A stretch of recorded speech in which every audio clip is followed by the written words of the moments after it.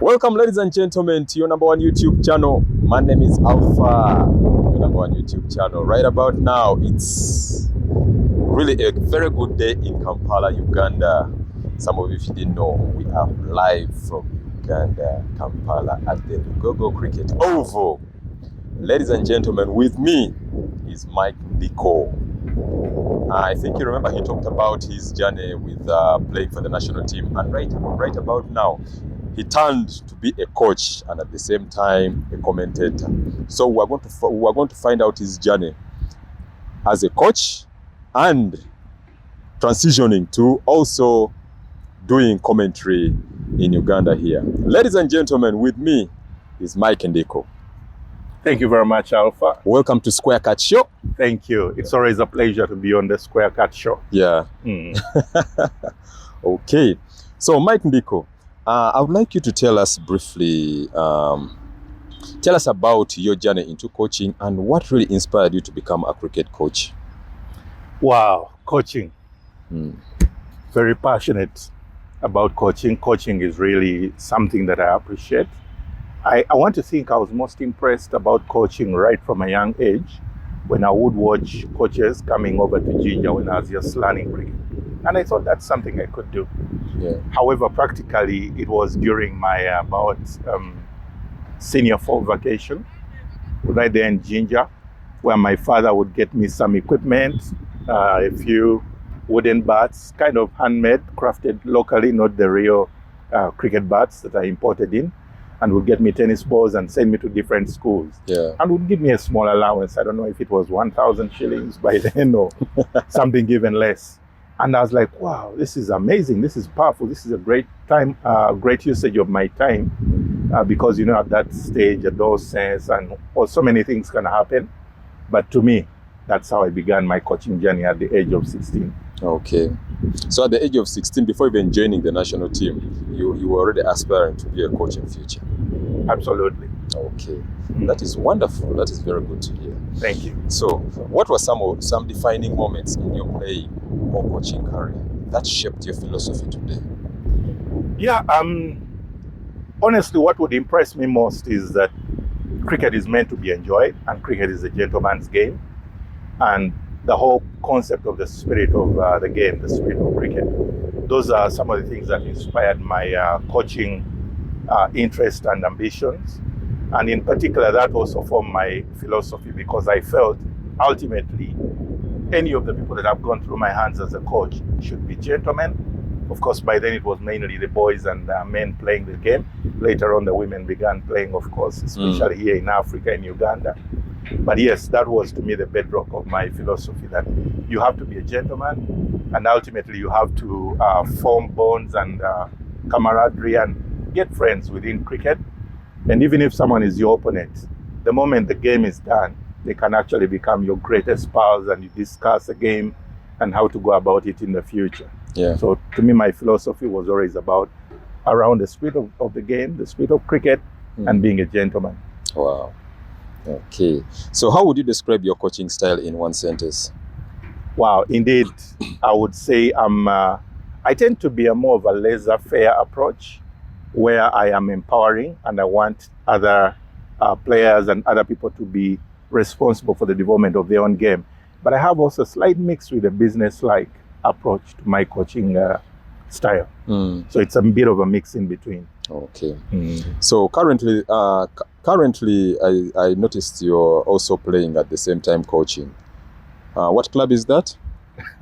Yeah, King's College Budo Cricket Club.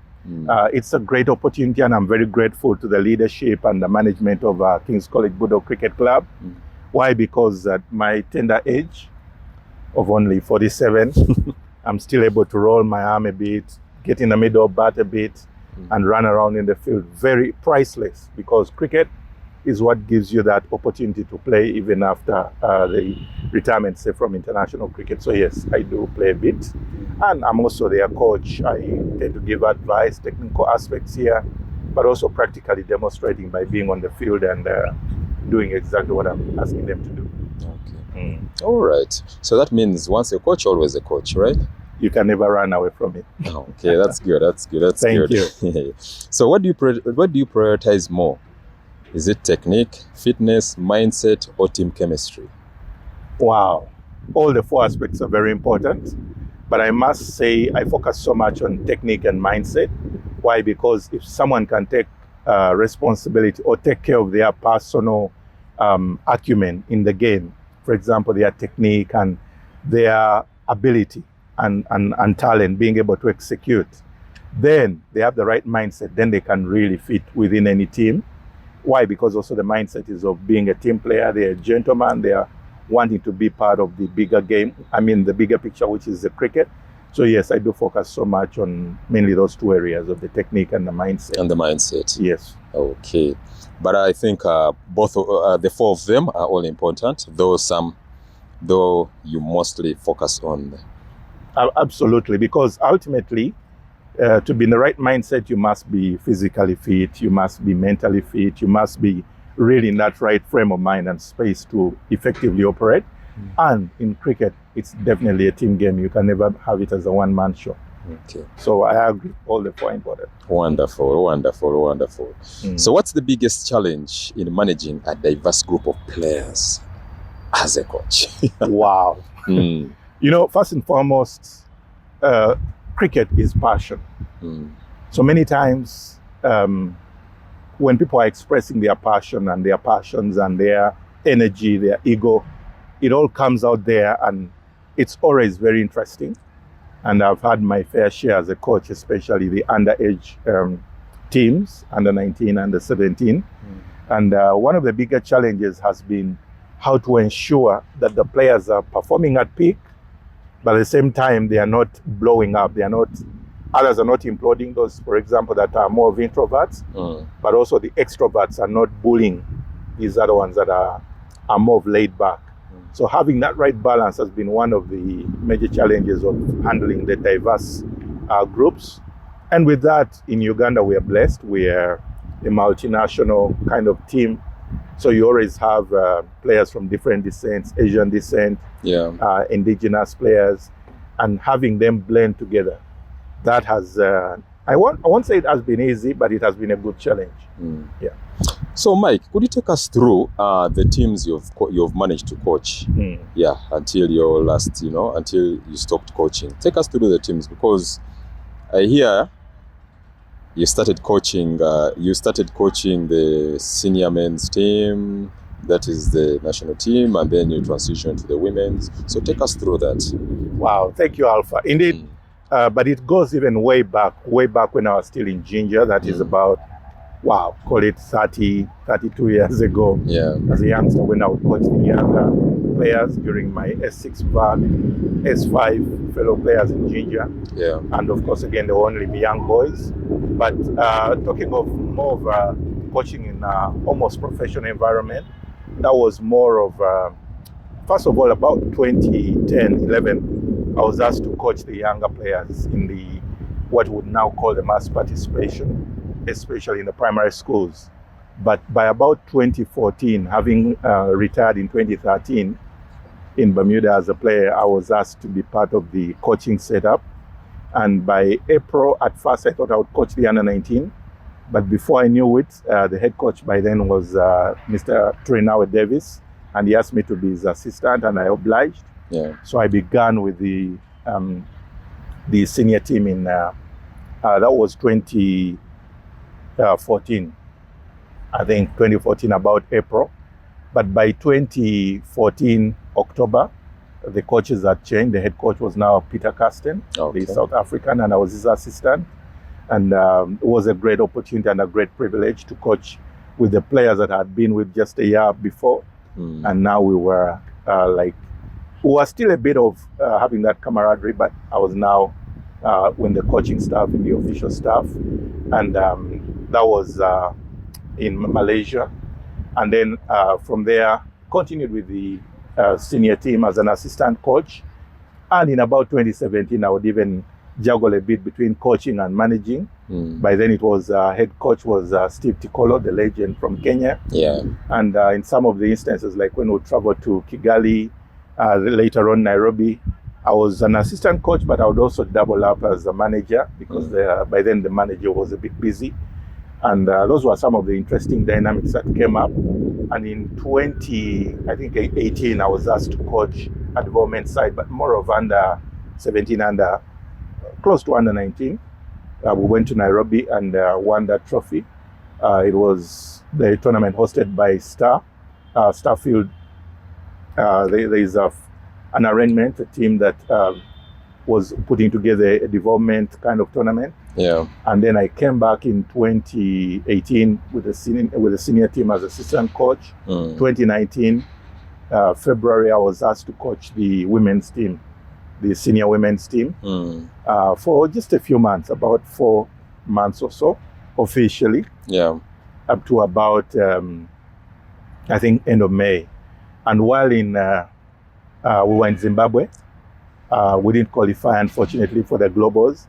But while there, I had an interesting experience in terms of how I was coaching. No, before that, I had a course in 2018 in South Africa, which I had aced, the ICC assessor course that was put up. I was part of the inaugural team, the first cohort. And so kind of I remained a bit in the good books with the coaching setup. Then in 2019, before we went to Zimbabwe, I was part of the high performance training for Africa, organized by Development Officer for Africa, that is Mr. Justin Lijalinji. Yeah. And while there, of course, I met Dan from ICC. By then he was in Dubai, and they were carrying out a training. And so it was a good experience. And out of that, I kind of got a nod up. I'd already applied in 2018 to be part of the Global Development Squad. Yeah. And so I ended up in 2019 taking that interview while still even coaching in Zimbabwe. And thankfully, in July of 2019, I went on to coach the Women's Global Development Squad in London, in Surrey, the UK. And that was part of the engagement at the international level and in more of the professional scenes. And then 2020, I was out of contract, but also there was organized an elite tournament here. And I was asked to coach one of the franchises, that was Aziz Damani Scorpions, which won that inaugural elite tournament. As you may recall at that time, then it was COVID time, so it was in between, but it was about October when there was a bit of easing a bit in the restrictions. So that was 2020. Then 2021, I continued a bit with Aziz Damani, the youth team, coaching them. And then 2022, I began nursing ideas of commentary. Wow. That is so inspiring to the youngsters out there and to the players who really want to look up on coaching and commentary. So how was that experience when you headed that team that went for the Globals? Is it in the UK? Yes, the Women's Global Development Squad. Yeah. What a privilege, what an honor. And again, I'm very grateful to ICC, International Cricket Council, for organizing such opportunities for the associate members who don't get so many opportunities to play at the highest level. It was a great experience. First of all, being in, I'd been to UK, but as a transition through, but being in UK itself for the first time, it was a great honor, a great privilege. But more importantly, were the girls from the different countries. For example, Papua New Guinea, the captain was from Pakistan. Of course, Pakistan is a full member, but Khan was asked to come and just guide the girls, and so she was the captain. She came in as the captain. And there were players from, for example, Bangladesh. There were players from Scotland, Ireland, US. I think Zimbabwe had some complications there, but they were also supposed to have players from there. But basically, it was such a great privilege having players from all those countries. For example, even Germany, I think Netherlands. Wow, even Germany. They were all converging in the UK. And so having that kind of team, to me, that was the greatest experience of coaching in a diverse context. For example, the mentor coach, of course, was from the UK, and that was okay. But what I'm saying importantly is just the whole mix-up of the setup of the players. That was so priceless. And we had a great time. And at the end of the day, I think the team won 2 games, lost 4, but the girls were really immersed in a very great high performance experience, most importantly. And at least I remained in touch with a few of them, especially that very year. One of the players from Bangladesh said that she really benefited a lot from that experience in the Women's Global Development Squad, particular chapter of the UK. Yeah. Okay, so how would you handle those conflicts during that time when you were coaching in players? Well, in the Women's Global Development Squad, they were all professional. We didn't have any conflicts, thankfully. Yeah. But I must say, back home, yes, they are also almost professional, but by then they weren't as professional as they are today. So yes, particularly it was not easy handling the women's team. First of all, it was my first time handling directly women's team, and it was in a short period of time. I had only about 3 months to get the team ready for the globals. I mean, for the Africa qualifiers to go for the globals, and that was quite complicated. How I handled it again was my philosophy. I believe in an empowering environment. It may seem like laissez-faire with a negative connotation, but I want to take it in a positive sense, that I look at seeing each and every individual taking responsibility for their game, and also knowing their development path, what their plans were that they set out with the coach, and what they are looking to execute, and how they can themselves track their development path, and then be in agreement when we say, you know what, I think now you probably need to take a bit of a break, go and concentrate on your technique, or go and concentrate on this area, and you can be able to come back to the team once you've worked on 1, 2, 3, 4 areas. So there were those instances, yes, where you are kind of required to drop some players. It was very difficult because it was more of, I'm the one who is new into the team. So yeah, there were a number of conflicts. But that said, I'm not saying it was all bad, but it was a bit of a good challenge. However, the more challenges I think came with when I handled the younger team, the under 19. Why? Because I had only 2 months to work with them again. So it's very little time, first of all, to gel and gain the chemistry between the coaches, or basically the support staff and the players, to execute on the goals. And it also required to know what individually some of them, their aspirations are. Some of them were really having ambitions of playing in the senior team, so they felt like they were already seniors in the team. I won't mention names, but you know exactly the timeline. Yes, please. Thankfully, a couple of them went on to play in the senior team. But what I'm saying, those were the conflictual times, is I needed to handle those egos, the whole context of growing players, the whole allusions of, adolescent stage, and it was quite an interesting scenario. But we handled it well. By then, my assistant was Mr. Isanez Emmanuel, who is currently been the under-19 coach for a number of years. So yeah, we had quite an experience. And most importantly, the Team Uganda won that tournament, organized by Starfield in Kenya, Nairobi.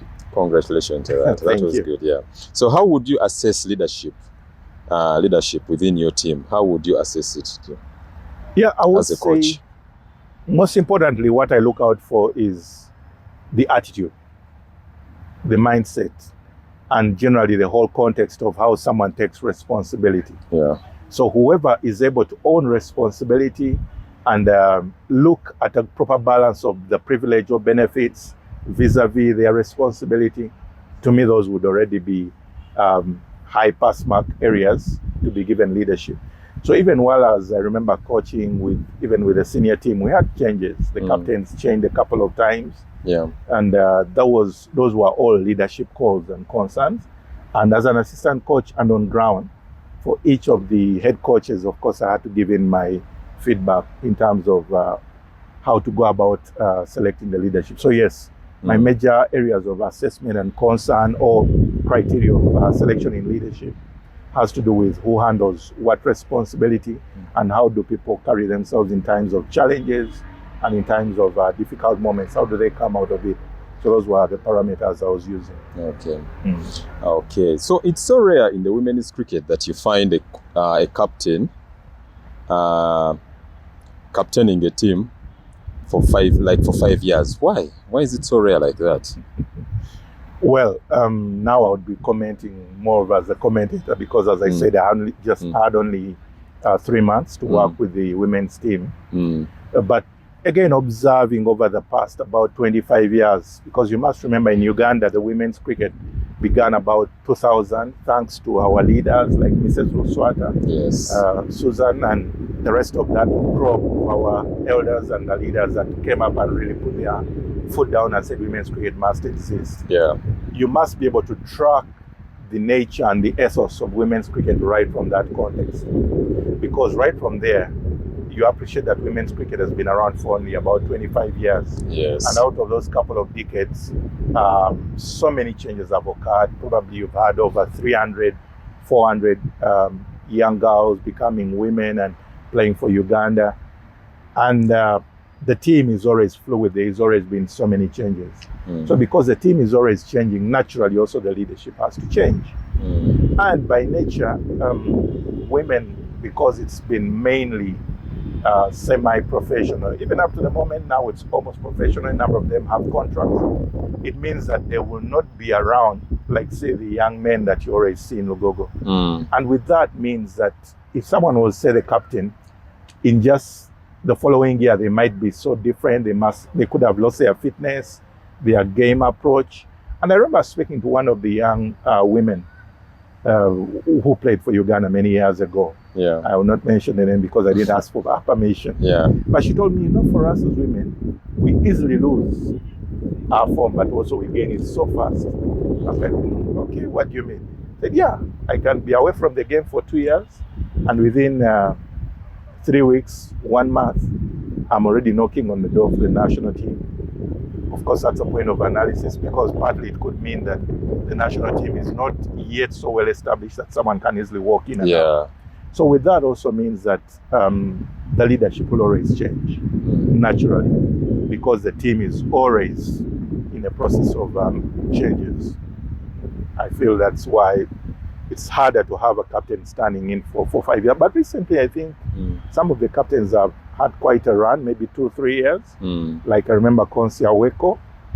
When I was the coach of the Victoria Powers, now, by then just Uganda women, I think the captain was Kevin Awino. Yeah.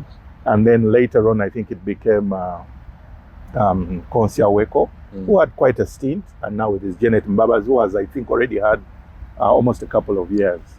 But yes, it's until maybe in the near future. For the moment, it's inevitable. The captains will always change. Wow. That was a good hint on what transpired during that time.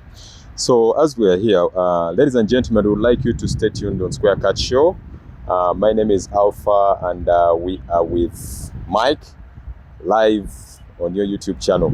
So we want you to subscribe, like, and share to everyone. Let's make this this channel grow. Let it become big, and let it be something that we can all achieve from. So let's get back to our to our talk.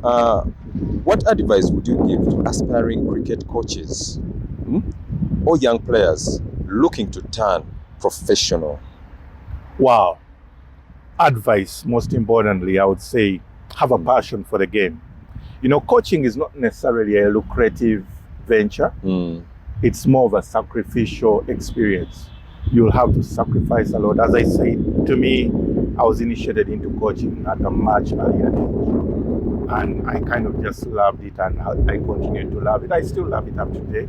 And I often find a few individuals and just give a few hints. Or if I'm passing by the nets and I'm in my sporting art, I do join in and try to give some coaching. So my advice is, most importantly, have a passion for the game. Yes, there is a bit of money today for the different reasons. Maybe there is franchise cricket. Maybe there are a few people who are willing to part with some money. But especially, I would say, for the younger coaches, younger players who want to turn into coaching or continue to play while coaching as well, I would say, most importantly, please don't look at the money. Because yes, you'll have a few parents coming and saying, can you coach for me, my son? I want them to become the next Virat Kohli. Of course, that kind of parent I'm talking about. Yeah, they're willing to part with that 20,000, 50,000. And I would say, please do not be carried away by wanting to make that quick buck, because then you will not be able to impart the right skills, attitudes, and knowledge to this particular youngster. And at that stage where they are getting their formative experience into cricket, if they get it wrong, they'll probably never go on to become formidable cricketers in the future. So most importantly, think about the passion and think about the individual. And I want to say I would say this is the most important. As a coach, always think about your client. And in this context, think about the player. It's most important, not you as the coach. And after all, even the curriculum now has changed. It is learner-centered. And that is what coaching has always been about. Focus on the learner, focus on that youngster. And there is always greater opportunity to coach right there at the grassroots and among the young players. Don't try to coach the senior team, the under-19. The competition for that is right up high there. And at the same time, there are other forces that come into play. There is a board that will make the decisions. It may not go well for you. You may never get the chance. So don't get dissuaded by that. But most importantly, be passionate and coach whichever youngster you find. And along the way, as it were, nature will take its course and you'll find yourself coaching at the higher levels and coaching professionally. Yeah. Wow. So what's the most rewarding part of being a cricket coach? Wow. I think, to me, it is watching changes, growth, and transformation of a player. To me, that's the most rewarding. And even at the highest level, you may get just a couple of weeks or a couple of months, or if you're very privileged, a couple of years with a player. And just the way you're able to track and measure and really agree with that player that they've developed, they've changed, they've transformed, and they are able to testify. They may not put it on their social media, they may put it there, but most importantly, when you're able, in your heart of hearts, to agree and acknowledge that, yes, there's been this change. To me, that is the most rewarding experience in coaching. Wow, awesome. Ladies and gentlemen, I would like to thank you for staying tuned on your number one YouTube channel. It's the Square Cut Show, Words of Hope. This is where you get so different words from different personalities, sports personalities, which can encourage, those that can motivate and inspire you to continue playing your sport or to join a sport. So right about now, Mike was a coach and still is a coach. Are you still a coach? Yeah, of course I do coach at the moment. Like we mentioned earlier on, I do now coach with King's College Budo. Okay. But also whenever I find individuals, many a time I find, again, because I didn't have the prior consultation with, I do have a discussion. But there's one I'm more comfortable with, like Simon Sesazi. I mean, he's a World Cup player. So once in a while we do meet, even young Lutaya, Ronald, we do meet and they're like, coach, what can we do here? And I'm like, oh yeah, that's good. But not that I'm giving them any new ideas or new techniques, but just having those conversations and being able to interact. And they have that trust that they have their best interests at heart. To me, that is most important. And I do still do that on a one-to-one basis. But yes, I'm not in contract right now with any association or federation. But once given chance, you can still get back to coaching, right? It's a great honor and a privilege to coach. Once a coach, you can never run away from it. Yes. Okay. Now we want to see your transitioning from coaching to commentary. I don't know whether it's a transition, but I've seen you also doing commentary, cricket commentary. Oh yes. Yeah. So I don't know how I can formulate it. Yeah. But I really want to know what inspired you. What inspired your transition from coaching to commentary? Wow. First of all, I can say, don't be afraid. You're right to call it a transition. But even while in my coaching times, I am more of a reflective person. I reflect a lot and I had to have that reflection. I try to impart that with the players and the people that I interact with and even colleagues. So what I would do is after every game, there are times, thankfully, I bought a camera at some point in 2015. So I would do make some coverage of the players and then I go back.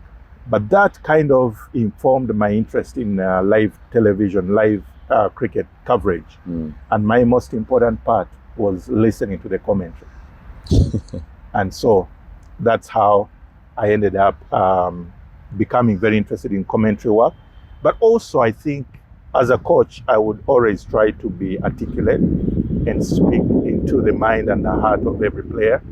And that way they would feel like it's commentary already to them, as though I'm giving them feedback, as though I'm giving them analysis and pointers in probably how to approach their game. And that began to inform my interest into commentary. But most importantly, I must say thanks to Uganda Cricket Association. Just last year, during a build-up series for Papua New Guinea, while going for the Challenge League, I think A, in Nairobi, they had a build-up tournament in Entebbe, and the Ugandan team that was giving them those build-up experiences, I was asked to do commentary work. They were like, "Oh, Michael, can you come and talk?" I'm like, "Oh yeah, just talking. That's well good." Both my parents were teachers, so kind of talking is in my nature. But also, I just remembered that I've always just enjoyed commentating and listening, because you're following literally the game from ball one to end. And I used to do that also as a coach, only that while you're in the dugout, it kind of gives you the nerves at some point because you're following with emotions. But as a commentator, you're also following with your mind and with a bit of analysis, and you're a bit detached. It's not so personal like when you're in the dugout. In the dugout, it's personal. Okay. Wow, that is inspiring. That is inspiring. Thank you. Was it a difficult decision to step away a bit from coaching, or did it feel like a natural progress to you? No, I must say it was so difficult. Why? Because, again, as I said, my most foremost engagement at the international level was the Women's Global Development Squad. And I felt like I had so much to deliver to the women's team back here in Africa. First of all, I was so impressed when I was at the England Women's Academy in the UK. In England. And I was like, wow, this is a specialized facility for women's cricket. So I came up with all these grandiose ideas. And so returning, and I'm told, no, just wait a bit. So it was so hard. Because I kept saying I'm available, I'm ready, I want to coach, and there was nothing. Then COVID, of course, hit. But why were you stopped a bit? What happened? The contract had run out because while I was at the Women's Global Development Squad, I actually wasn't in contract. My contract had ended in May 31st, I think, and here I was in July, August in the Women's Global Development Squad in the UK, but locally not contracted here with my local association.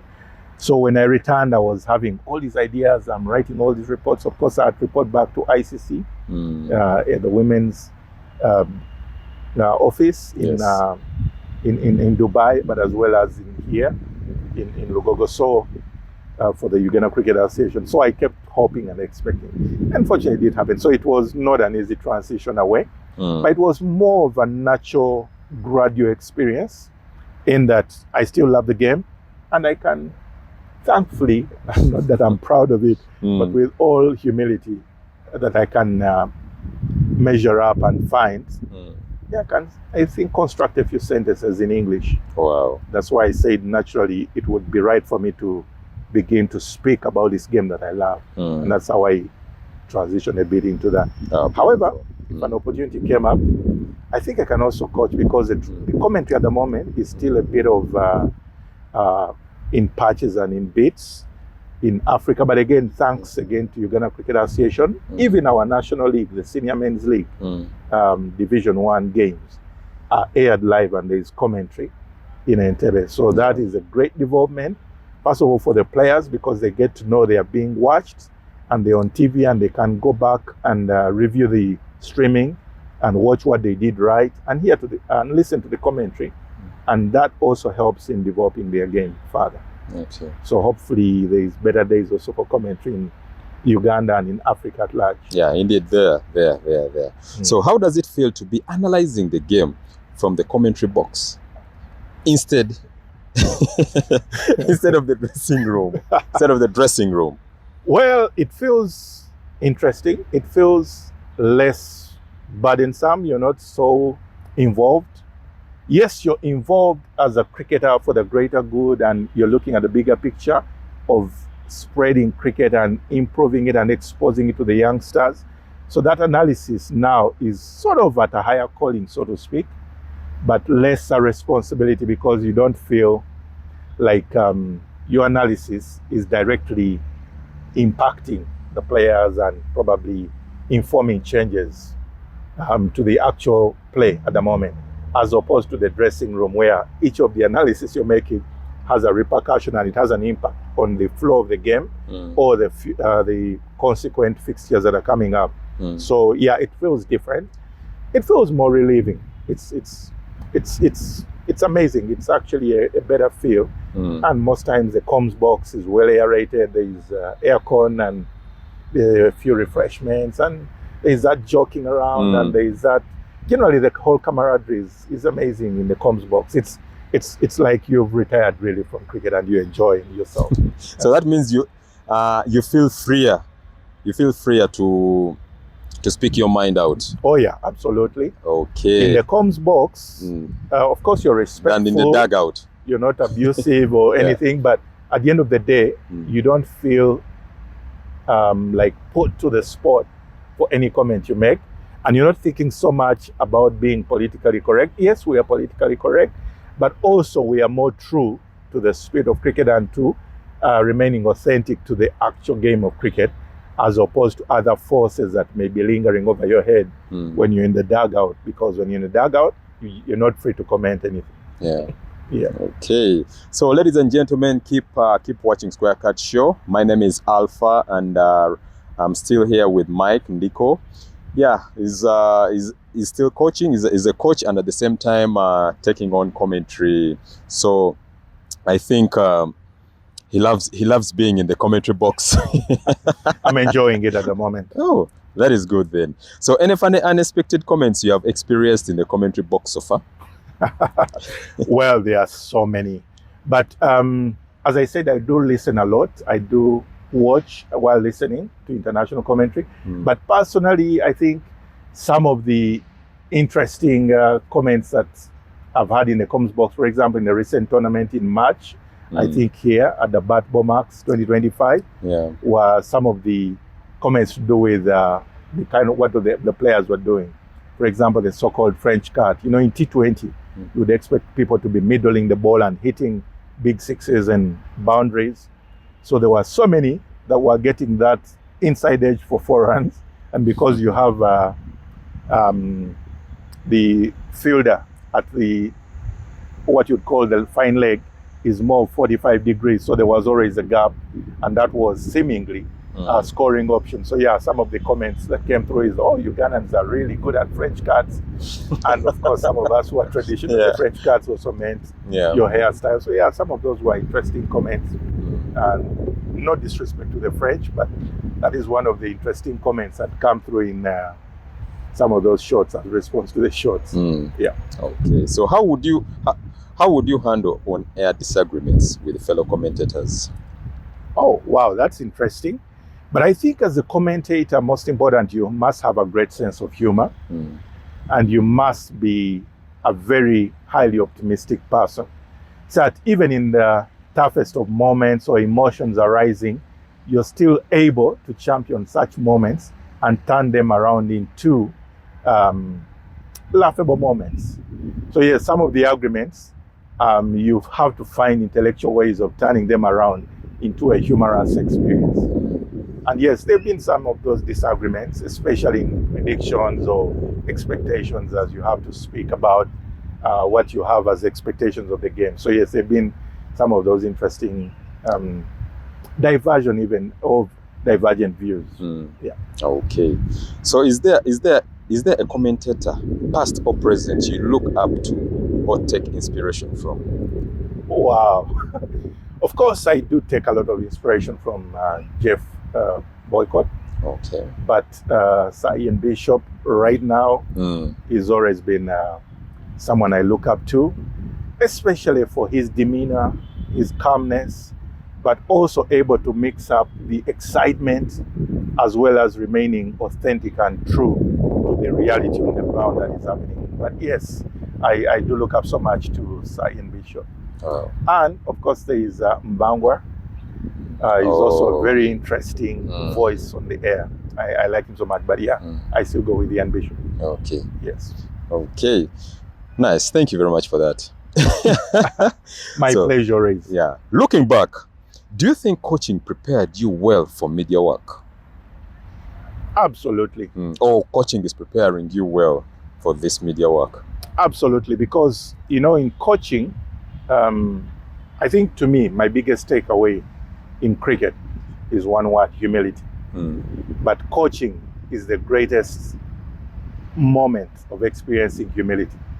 Not that you're humiliated, but what I'm saying is you have to be humble, but also you're demonstrating that same humility to your team and to your players, to your colleagues, especially as a head coach. And I think I must say I learned this so much from, by then, my colleague. I'm honored to call him a colleague because we were coaching together. Steve Tikolo again, the legend from Kenya. Okay. Very humble man, and yet he has accomplished so much that you would think he would be proud, but he remained very humble. But also practically, there are moments where, as a coach, I remember in 2015, for example, I think it could have been 2016 or 2015. And Kenya was preparing, it was 2015 because we had gone to South Africa, didn't qualify for the Globals, and Kenya was now preparing for their global qualifiers in Scotland. And they came for a build-up tournament.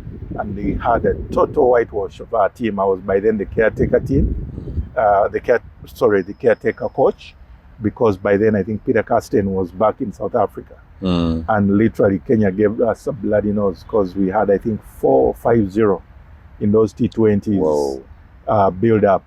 And it was very humbling because before that we had beaten Kenya and again turned that around in 2016 or 17. Now Steve Tikolo is the coach of Uganda. Went and again beat Kenya hands down in T20 games. So in coaching, one of the things that you appreciate is humility. When you're at the top, yes, you remain humble. And when you're down, you don't keep your head down. You still raise up your head and say there will be better days ahead. And I feel that has absolutely prepared me for media work, because in media, you expect reality. And reality is there will be bad days, there will be good days. But how you respond in each of the circumstances is most important, remaining true to your audience and to your listeners, to everyone that is benefiting from your broadcast or from your particular streaming. And that means that they are looking up to you to deliver the authentic truth. And that, to me, coaching prepares you very well for that too. Okay. So I've heard you saying that Steve Tikolo is the legend. Why? Why do you talk and say that Steve Tikolo is the legend? Well, first of all, he's played in about 5 or 6 World Cups? I've not played in any World Cup, unfortunately. I pray maybe, who knows, some of my descendants will do that. Of course, Uganda has been to now 3 World Cups. 2 for the under-19, and then, 4 World Cups. 3 for the under-19, and then the senior T20 World Cup recently in the West Indies, the Caribbean, and the USA. So it's not so easy to play in the World Cup, most important. But our neighbors, Kenya, really have had a go at it for a longest time. And it happened to have occurred during the era of Steve Tikolo and that whole golden generation that Kenya had. And that's what makes him a legend. But most importantly, he was also the captain and an all-rounder.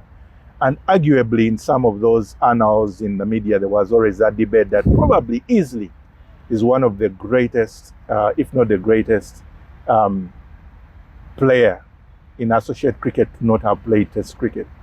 But literally, he could have been a Test cricket player, because he did play a lot of first-class cricket in the UK, I think in Bangladesh, in South Africa.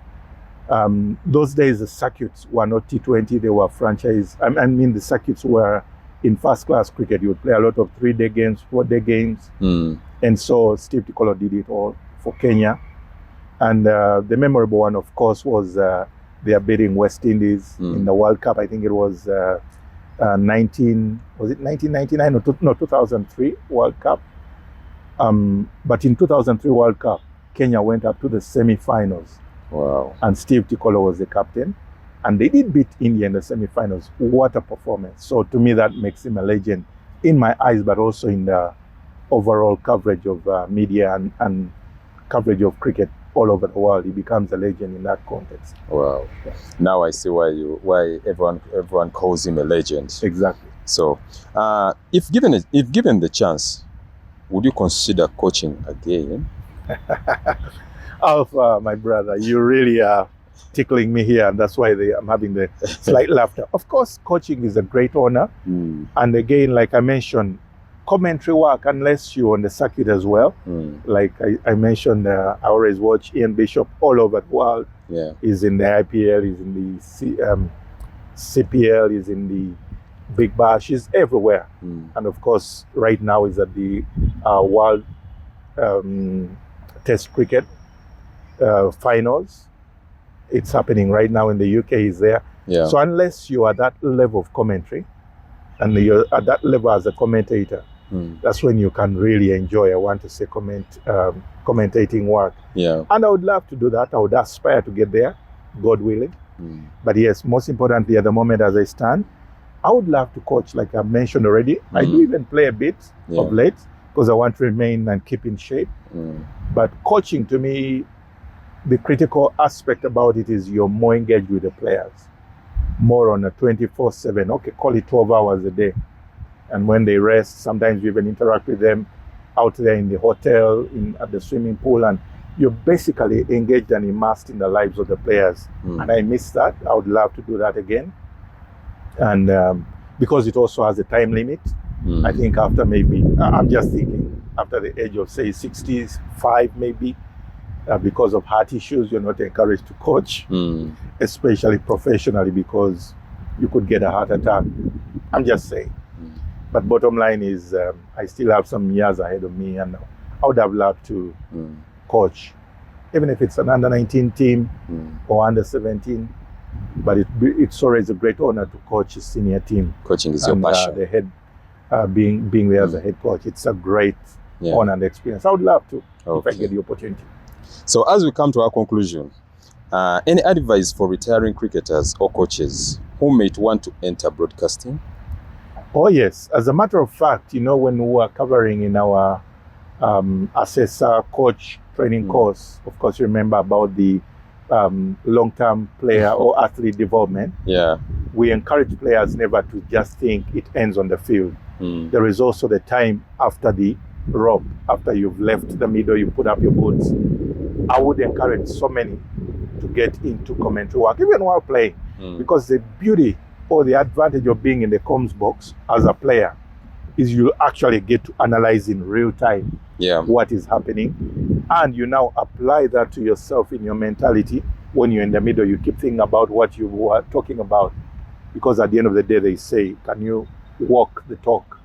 What you're preaching, will you be able to do it? So as a player, even I would encourage them that they can begin to get into commentary at the lower levels. It could be probably an under-15 tournament. Let them get into commentary work as players as they are preparing for their retirement. And I would encourage them to get into it even after retirement. Why? Because not everyone is built up for coaching, for example, because coaching takes a lot more out of you. And it's also a calling, most importantly. Yeah. And that is what most people, I think, don't understand, that coaching is a calling. Absolutely. You just, maybe you just get you can just find out someone, you look at someone, and then you put them into coaching. No. It's like you may be forcing someone to do what they are not, They could be caretakers, they could be instructors, they could be strength and conditioning trainers, they could be any other kind of thing. But coaching per se is a calling, and I think that's why I still want to coach, because you can't run away from your calling. So yes, I would advise the youngsters to first of all consider what their real drive in life is, what their calling would be to this game of cricket that called all of us. And ultimately, I would encourage them that if they feel they can speak and they can hold their thought processes together, and they are not afraid of expressing their opinion, and then it's okay. It's really something I would encourage them to get into commentary work as well in the future when they are retiring and they're done with their game, because that's a very good way to still remain relevant in the game, and you're still contributing even after you played and over the long haul to still be a part of cricket. And we need everyone, especially the players. In Uganda, of course, we have a high turnover where you have so many retiring in the past. Thankfully now, hopefully we are going to have people retiring late into their 30s or early 40s. Yeah. Thankfully, Frank Subuga is still holding forth at his tender age of 43 last year, so maybe 44 now. And that is very good to see. So because of that, we encourage more players to continue in the long term. But in case for other reasons, maybe fitness or personal or medical health reasons, get into commentary, I would encourage them to. Okay. Yes. So, Mike, it's been a pleasure having you here. It's always an absolute pleasure. All right. Thank you very much. Thank you. And are you willing to come back to discuss more in depth about cricket? Wow, it would be always a great honor to be in cricket and speaking cricket. Yeah. I would love to do that, even if it's with a few other people. I'm definitely very up for it. But thank you. At the Crciket show, the words of hope. Surely there is hope. Be a cricketer, remain with cricket. Every youngster, I encourage you to go for cricket. Thank you. Soon we shall be having a panel about discussing, the insights of cricket and mostly Uganda cricketing. Wow. Yeah. What a novel idea. What a great thought. Yeah. I would love to be a part of that. Indeed. Thank you very much. Sir. All right. Ladies and gentlemen, I thank you very much for being on our #1 YouTube channel. That's the Crciket show, Words of Hope. Indeed, this is where you get all the words of hope you need. For those players who would want to start games, start playing cricket, start playing any other sport, please be inspired. The people we bring here, these are people who have really been there. So the advice they give to you is something that can be of impact to you. So without wasting any time, we would like to thank you guys to subscribe, like, share Crciket show, Words of Hope. My name is Alpha on your #1 YouTube channel from Uganda. I salute. Thank you very much.